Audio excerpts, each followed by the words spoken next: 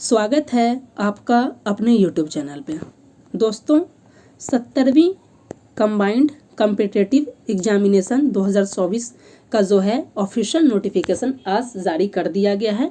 यदि आपको इसका पीडीएफ के लिए टेलीग्राम को ज्वाइन कर लीजिएगा। आप देख सकते हैं कि यह बीपीएससी का ऑफिशियल साइट से जहाँ पे एकीकृत 70वीं संयुक्त प्रारंभिक प्रतियोगिता परीक्षा का ऑफिशियल नोटिफिकेशन जारी कर दिया गया है। तो इस वीडियो लेक्चर में हम इसके बारे में डिटेल्स में जानेंगे कि आपके जो है फॉर्म कब से फिलअप होंगे, इसके लिए जो है एलिजिबिलिटी क्राइटेरिया क्या होने वाला है, उसके बाद इसका पैटर्न कैसे होंगे, इसकी तैयारी कैसे करनी है, मेडिकल स्टैंडर्ड क्या है, और इन तमाम मुद्दों पे हम लोग इस वीडियो लेक्चर में बहुत ही डिटेल्स में डिस्कस करेंगे। तो आपको इस वीडियो के अलावा किसी और वीडियो को देखने की आवश्यकता नहीं, क्योंकि इसमें एक एक पॉइंट को जो एग्जाम के दृष्टिकोण से फॉर्म फिलअप से लेके जो होता है आपको तैयारी करने तक सभी मुद्दों के बारे में हम लोग डिटेल्स में डिस्कस करेंगे। इससे पहले यदि आप हमारे YouTube चैनल पर नए हैं तो चैनल को लाइक, सब्सक्राइब और दोस्तों के साथ शेयर करना ना भूलें, क्योंकि हमारे YouTube चैनल पे जो है 70वीं बीपीएससी की तैयारी भी कराई जाती है। बिहार स्पेशल क्लासेस भी हो रही हैं, बिहार ज्योग्राफी सभी की तैयारी हमारे YouTube चैनल पे कराई जा रही हैं। तो चलिए वीडियो स्टार्ट करते हैं, देख लेते हैं कि क्या बताया गया ऑफिशियल नोटिफिकेशन में। तो बताया जा रहा है कि इसके लिए जो पोस्ट लाया गया है, इसके लिए जो टेबल 1 और टेबल 2 के माध्यम से जितने विभाग से अधियाचना आई है उसका डिटेल्स दिया गया है। तो इसमें बताया जा रहा है, आप देख सकते हैं कुल जो है 24 विभाग के लिए जो 70वीं संयुक्त प्रतियोगिता परीक्षा के लिए, और एक विभाग जो है उसके लिए सीडीपीओ से वैकेंसी आई है। यानी कुल जो विभाग से जो वैकेंसी आई है वो आपका हो जाता है 25 विभाग से वैकेंसी आई है। 24 विभाग से जो वैकेंसी आई है ये है 1945, और एक जो सीडीपीओ के लिए आया है ये है 12। तो अगर दोनों को जोड़ दिया जाए तो टोटल वैकेंसी जो 70वीं बीपीएससी में आई है सीडीपीओ और अन्य डिपार्टमेंट्स के लिए, तो कुल 1957 पदों पर वैकेंसी आई है। बात तो किया जा रहा था कि 1964 पदों पे आएगी। इससे पहले भी हमने एक जो शॉर्ट नोटिस के माध्यम से बताया था कि 1964 पदों पे, लेकिन ये बताया जो ऑफिशियल नोटिफिकेशन में आया है तो यहाँ पे 1957 पदों पे वैकेंसी आई है। तो चलिए देख लेते हैं किन किन पदों पे आई है और किन पोस्ट पे सबसे ज़्यादा वैकेंसी आई है। पहला पोस्ट आप देख सकते हैं, पहला पोस्ट जो है अनुमंडल पदाधिकारी, जिसे वरीय उप समाहर्ता या SDM के नाम से भी जाना जाता है, ये लेवल 9 का पोस्ट है। और इसके लिए जो कुल पदों पर वैकेंसी आई है ये 200 पद होने वाले हैं। और आप देख सकते हैं कि इनमें जो महिला के लिए जो पोस्ट होने वाला है, आप देख सकते हैं 35% आरक्षण भी है। तो 67 SDM का पोस्ट जो है महिला के लिए रहने वाले हैं। वहीं बात किया जाए दूसरा डीएसपी के लिए कुल कितने पदों पे वैकेंसी आई है, तो लगभग जो है पुलिस उपाधीक्षक के लिए 136 पदों पे वैकेंसी आई है। उसके थर्ड नंबर पे आप देख सकते हैं जिला समादेष्टा का जो आया है, कुल 12 पदों पे वैकेंसी आई है। वहीं आप बात कर सकते हैं काराधीक्षक का 3 पदों पे वैकेंसी आई है। वहीं CTO का जो पोस्ट जो राज्य कर सहायक आयुक्त होते हैं वो उनके जो लगभग 168 पदों पे वैकेंसी आई है। वहीं नेक्स्ट देखा जाए अवर निबंधक या संयुक्त अवर निबंधक जो मद्य निषेध विभाग में है, तो इनके लिए कुल 11 पदों पे वैकेंसी आई है। वहीं अवर निर्वाचन पदाधिकारी जो बिहार निर्वाचन सेवा के अंतर्गत आते हैं, तो कुल 12 पदों पे इनके लिए नियुक्ति आई है।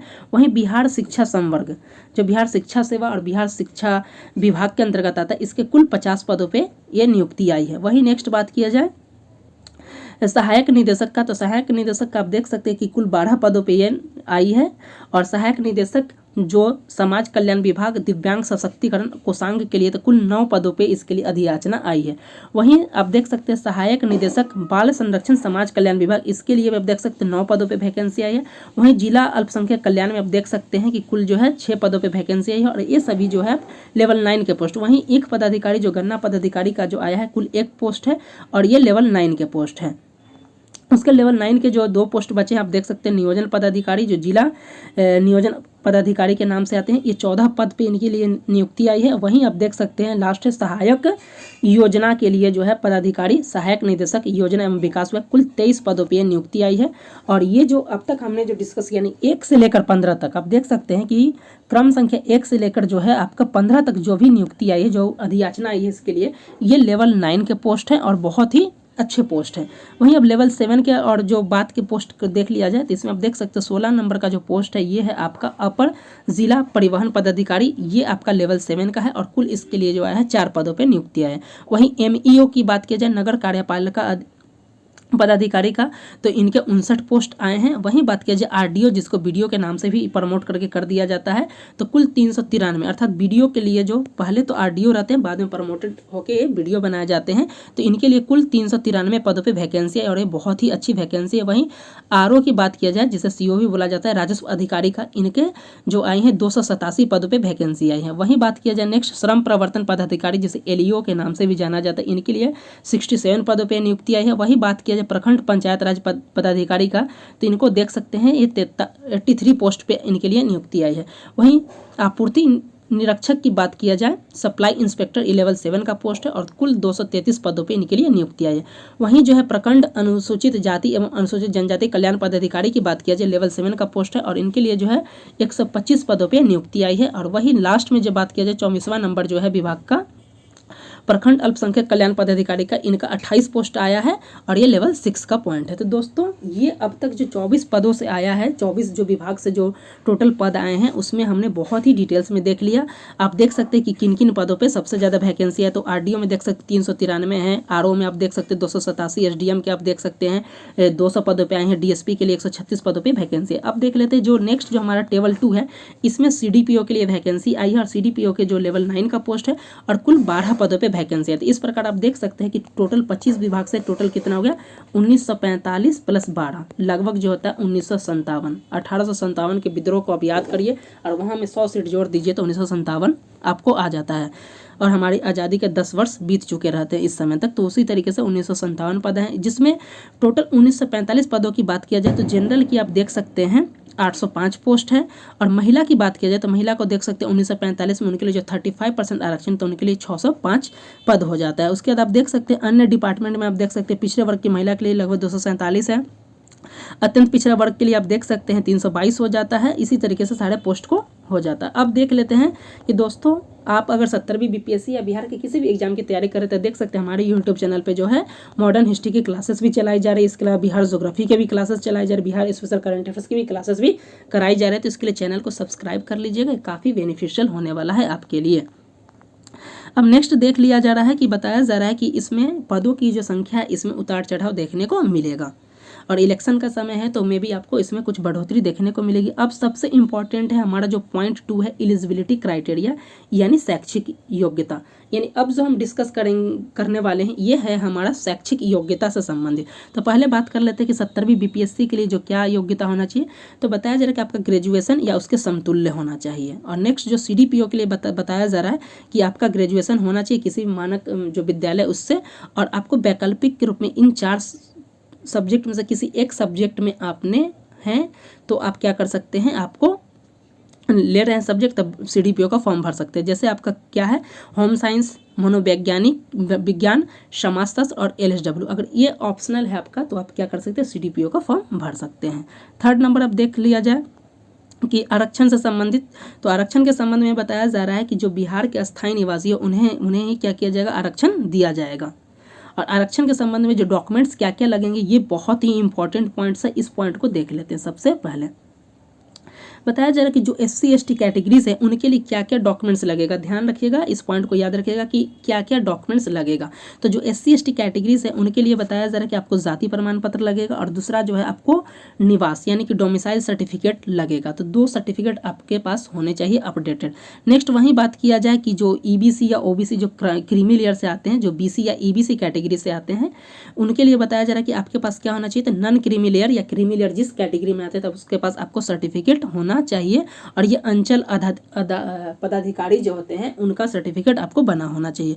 नेक्स्ट वही बात किया जा रहा है, थर्ड नंबर पॉइंट है कि जो आरक्षण जो विवाहित महिला उनके लिए बताया जा रहा है कि उनका जो सर्टिफिकेट यानी क्रीमी लेयर जो बना होना चाहिए या नॉन क्रीमी लेयर बना होना चाहिए, उनके पिता का नाम का होना चाहिए और उनका जो पिता का जो एड्रेस है उसके नाम से ही। ध्यान रखिएगा विवाहित महिलाओं के लिए पॉइंट है कि जो महिलाएं विवाहित हैं तो उनको बोला जा रहा है कि आपका पिता के नाम से आपका जो सर्टिफिकेट बना होना चाहिए, साथ ही जो पता होना चाहिए वो पिता का ही होना चाहिए, पति के नाम का नहीं होना चाहिए। इस पॉइंट को भी आप याद रखिएगा। और उसी के आधार पर बताया जा रहा है कि अगर इसमें किसी भी त्रुटि होता है तो आपको आरक्षण का लाभ नहीं दिया जाएगा, ये सभी पे लागू होता है। तो ये डॉक्यूमेंट्स के बारे में भी देख लिया। जो कि SC ST है तो उन्हें लगेगा आपको जाति प्रमाण पत्र और जो है डोमिसाइल लगेगा। वहीं जो EBC BC कैटेगरी है उनके लिए नॉन क्रीमिलियर या क्रीमिलियर जिसमें आते हैं वो EWS में आते हैं, उनको EWS का लगेगा। और जो विवाहित महिला हैं उनके पिता के नाम से एड्रेस से बनेगा सर्टिफिकेट। इस पॉइंट को भी आप याद रखिएगा।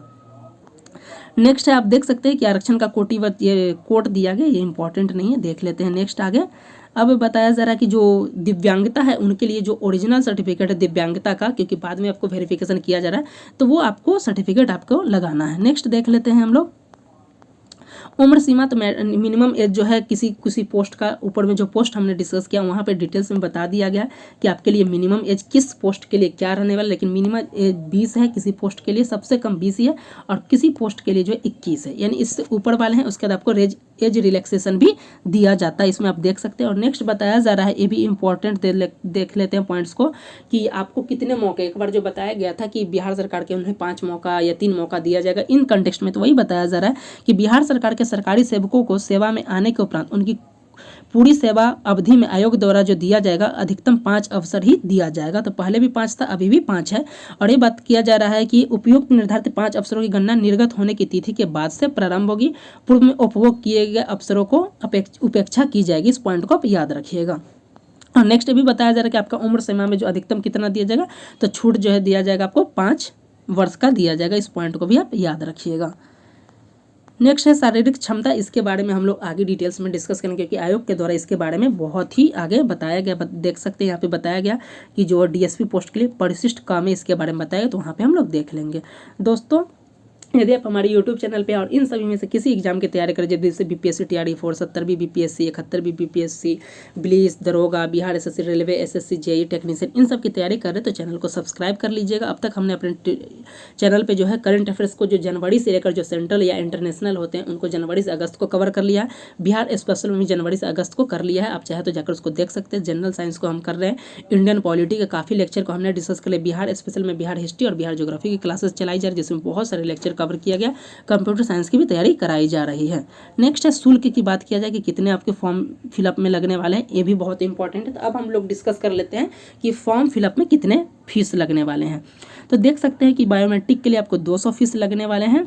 उसके अलावा जो जनरल कैटेगरीज हैं उनके लिए जो है सामान्य अभ्यर्थी हैं उनके लिए 600 रुपया लगेगा। वहीं बात किया जाए जो केवल बिहार के SC ST कैटेगरी से हैं उन्हें 150 रुपया लगेगा। वहीं बिहार राज्य की जो महिला हैं चाहे वो आरक्षित हो या अनारक्षित कैटेगरी से, उन्हें 150 रुपया लगेंगे। इसके अलावा जो दिव्यांग कैटेगरी है उन्हें भी 150 लगेगा। और इसके अलावा जो भी कैटेगरी बच जाते हैं BC EBC और EWS सबको 600 रुपया ही लगेगा। तो ये हमने देख लिया। अब सबसे इम्पॉर्टेंट जो हमारा नेक्स्ट पार्ट है ये है कि इस परीक्षा यानी कि 70th जो प्रतियोगिता परीक्षा कंबाइंड होने वाला है इसका पैटर्न क्या होने। अब हम डिस्कस कर लेते हैं एग्जाम पैटर्न के बारे में कि एग्जाम पैटर्न कैसा होने वाला है। तो आप सभी को पता होगा कि इस एग्जाम में 3 एग्जाम्स होते हैं। पहला है आपका PT, दूसरा है आपका मेंस और तीसरा है आपका इंटरव्यू, यानी कि 3 फेज में होने वाले हैं। प्रीलिम्स में देख लेते हैं कि किस तरीके से की जाएंगी इस चीज़ को। तो बताया जा रहा है कि जो प्रीलिम्स का यानी कि प्रारंभिक प्रतियोगिता जो होगा वो 150 अंकों का होगा। इसका जो प्रश्न ऑब्जेक्टिव लेवल के होंगे और इसका सिलेबस डिटेल्स में दिया गया। सिलेबस को भी हम बहुत डिटेल्स में डिस्कस करेंगे अलग से की वीडियो में। बताया जा रहा है कि नेगेटिविटी है कि नहीं, तो नेगेटिविटी किया जाएगा। और आपका जो नेगेटिव कितना होने वाला है तो 1/3 होने वाला। इस पॉइंट को आप याद रखिएगा कि नेगेटिव कितना है, 1/3 है नेगेटिव। इस पॉइंट को आप याद रखिएगा। नेक्स्ट बताया जा रहा है सबसे इंपॉर्टेंट पॉइंट कि प्रीलिम्स में जो जितने भी फॉर्म भरे जाएंगे जितने उनका कितना मेंस के लिए क्वालिफाई किया जाएगा। तो मेंस के लिए जो आपको बुलाया जाएगा लगभग जो वैकेंसी आई है उसका 10 गुना। इस पॉइंट को आप याद रखिएगा, 10 गुना बुलाया जाएगा। यहाँ पे दिया गया कि 10 गुना बुलाया जाएगा, यानी कि आप देख सकते हैं कि कुल 1957 पदों पे वैकेंसी आई है तो इसका 10 गुना कितना होता है 19,570। वैकेंसी बढ़ जाती है तो लगभग 20,000 से अधिक या 20,000 के आसपास जो आपको प्रीलिम्स में रिजल्ट देखने को मिलेंगे। इस पॉइंट को भी आप याद रखिएगा। इसका सिलेबस में बताया जा रहा है कि जो करंट अफेयर्स पूछे जाएंगे, जनरल विज्ञान पूछे जाएंगे, अंतर्राष्ट्रीय महत्व की घटनाएं पूछी जाएंगी, बिहार हिस्ट्री, भारत का इतिहास, बिहार ज्योग्राफी, इन सब के बारे में बहुत ही डिटेल्स में पूछा जाएगा। उसके अलावा रीजनिंग का भी पूछा जाएगा। बिहार का देखिए, बिहार का बताया गया है, इसको सिलेबस को ऑलरेडी हम डिटेल्स में डिस्कस कर लेंगे। बिहार की अर्थव्यवस्था, आज़ादी के पश्चात बिहार का अर्थव्यवस्था, भारत की नदियाँ, भारत का राष्ट्रीय आंदोलन, बिहार का योगदान, इन सब के बारे में डिटेल्स में पूछा जाएगा। अब हम लोग देख लेते हैं मुख्य परीक्षा का पैटर्न, यानी कि मुख्य परीक्षा का पैटर्न कैसे होने वाला है। तो 24 पद यानी कि 2 तरीके के आए हैं। एक जो प्रतियोगिता परीक्षा उसका पैटर्न क्या होगा और CDPO का क्या होगा, इस दोनों को हम लोग देख लेते हैं।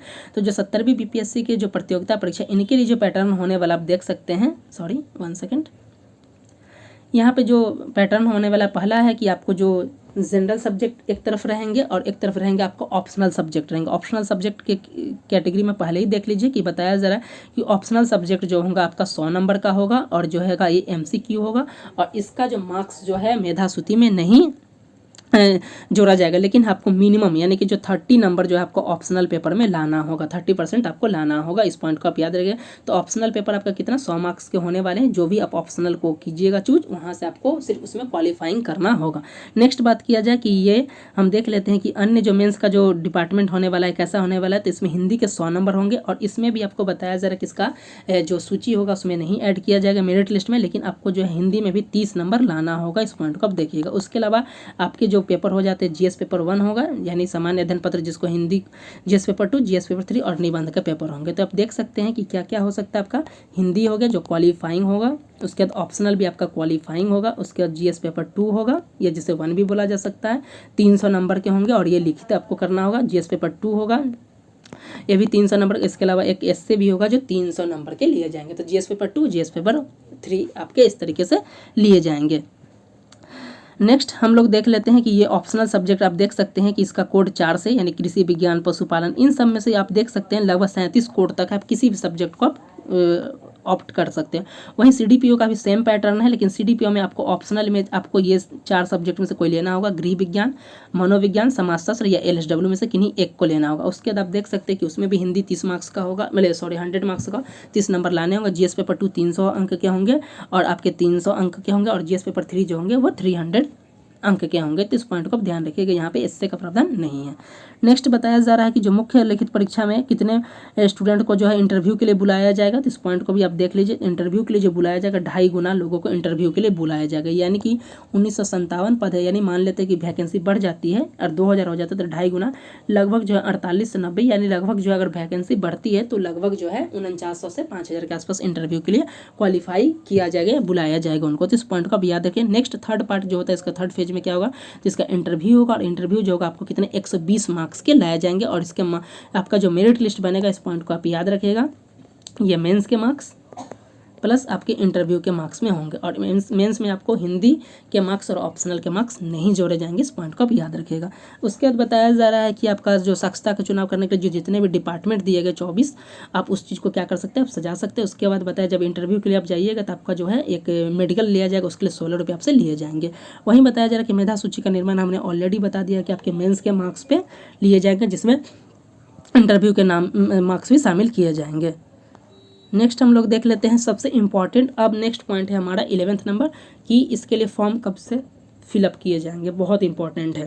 तो ध्यान रखिए 70वीं BPSC के लिए जो आपके फॉर्म फिलअप किए जाएंगे ये स्टार्ट हो जाएगा 28 सितंबर से और 18 अक्टूबर तक आपके फॉर्म फिलअप किए जाएंगे। जो जो कैटेगरी जिसके बारे में हमने डॉक्यूमेंट्स बताया, जिनका डॉक्यूमेंट्स अब तक नहीं बनाए वो जाकर अपने डॉक्यूमेंट्स को अपडेट करवा सकते हैं, जाकर डॉक्यूमेंट्स को बनवा सकते हैं। 28 सितंबर से आपको फॉर्म फिलअप किए जाएंगे और बाद बाकी आपको लास्ट डेट कब है तो 18 अक्टूबर तक किया जाएगा। उसके बाद बताया जा रहा है कि जो भी है आपको फॉर्म को आपको क्या करना होगा, फॉर्म फिलअप करने का तो उसको आयोग के डैशबोर्ड से आपको डाउनलोड कर लेना होगा। उसको कॉपी जो है 2 कॉपी अपने पास रखना होगा, आयोग को यानी कि BPSC को नहीं भेजना होगा।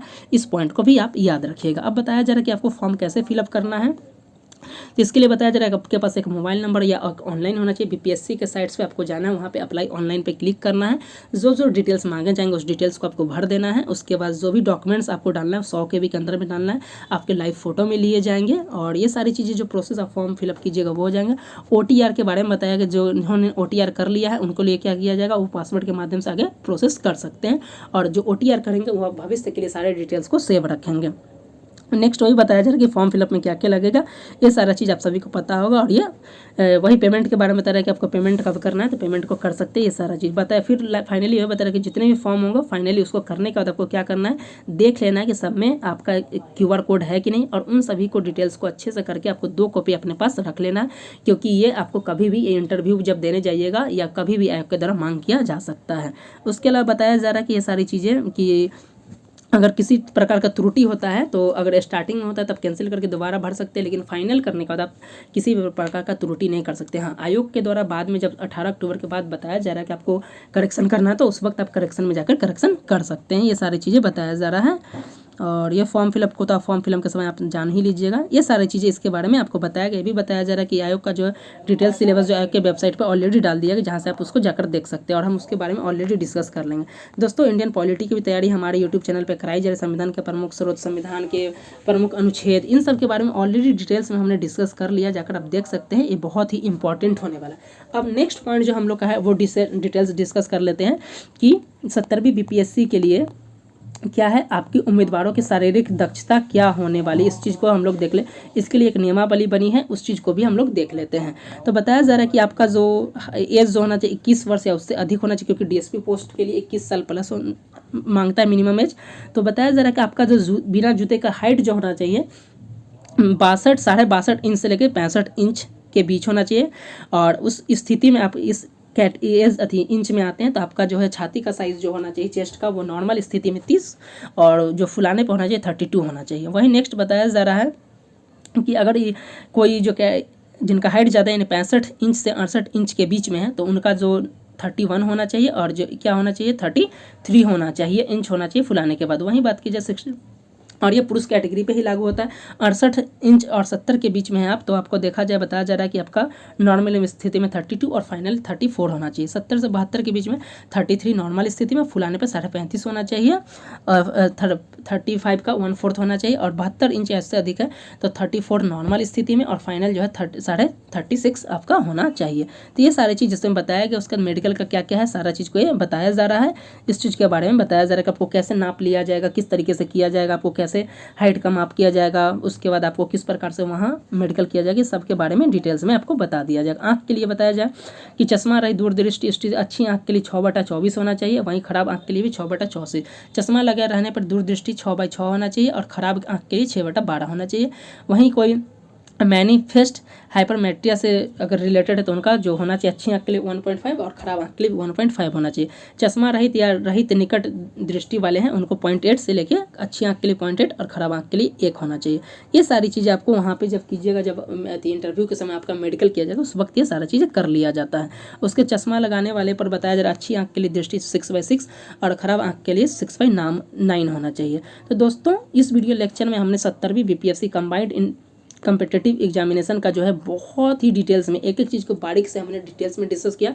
अब एक वीडियो में हम इसका सिलेबस है इसको डिस्कस कर लें। अब इसका तैयारी करने की बात किया जाए कि कैसे तैयारी कर सकते हैं, प्रिपरेशन कैसे कर सकते हैं, तो इसके लिए आप हमारे यूट्यूब चैनल को सब्सक्राइब कर सकते हैं। वहाँ से आपको काफ़ी बेनिफिशियल होने वाले खास करके करंट अफेयर्स और बिहार स्पेशल करंट अफेयर्स, क्योंकि हमने अपने यूट्यूब चैनल पे जनवरी से लेकर अगस्त तक बिहार स्पेशल और सेंट्रल लेवल के जो है और डेली बेसिस पे करंट अफेयर्स को भी डिस्कस किया है। इंडियन पॉलिटी की भी क्लासेस चलाई जा रही, बिहार स्पेशल क्लासेस भी चलाई जा रही, बिहार हिस्ट्री, बिहार ज्योग्राफी, इन सब को हमने डिटेल में डिस्कस किया है। तो एक बार चैनल पर ज़रूर विजिट कीजिए और आपको लग रहा है कि इस वीडियो से, उन वीडियोज़ को, क्लास को देखने के बाद आपको लग रहा है कि थोड़ा सा भी फायदा हो रहा है, आपके जो कंटेंट जो दिया जा रहे हैं यानी जो एग्जाम से पूछे जा रहे उसके अनुसार कंटेंट और आपको बेनिफिट्स होने वाला है, तो चैनल को सब्सक्राइब करना ना भूलें। तो दोस्तों, इस वीडियो लेक्चर में इतना ही, मिलते हैं नेक्स्ट वीडियो के साथ, तब तक के लिए धन्यवाद।